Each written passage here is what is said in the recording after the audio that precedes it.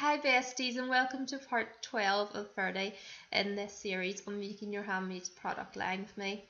Don't forget to grab that link down below. Today I'm afraid I'm sick, but I just wanted to check in and give you a quick look at my Pinterest account. Okay, did you know that Pinterest is the leading source of traffic that Etsy use to get sales? That's right, and you should be using it too to showcase your products.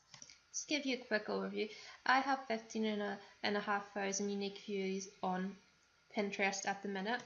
I've grown my account steadily from just 1,500 unique views this month just by reorganizing and putting everything into a cohesive format with different boards and starting up the living coral boards. They are actually the top viewed boards that I now have.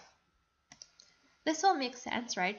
Given that Pinterest is filled with different crafts and that's where people look for inspiration, that it's going to be a great a great selling funnel. Just click here on the notifications bells and you'll be able to see anything that's been repinned, and some trendy items also come up there.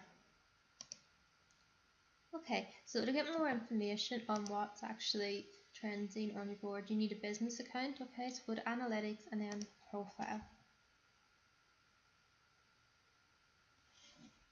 If we go down here, we can see top pin impressions, boards with top 10 pin impressions. And here, if we look at the top ones, we can see the living coral board of the year, followed by bestie boards and bath and body boards. Okay. And here again, top pin, living coral, and then these two link pins, and these are rich format. And this is a promoted pin, so I'm not going to count it because it was promoted. Rich pin just means it has extra information on the pin, like video or website links, things like that. Okay besties, thanks for sticking with me today, and remember to follow along. The link is www.joreilly.com/formula. You'll find the links below. Thank you. See you tomorrow besties and broasties.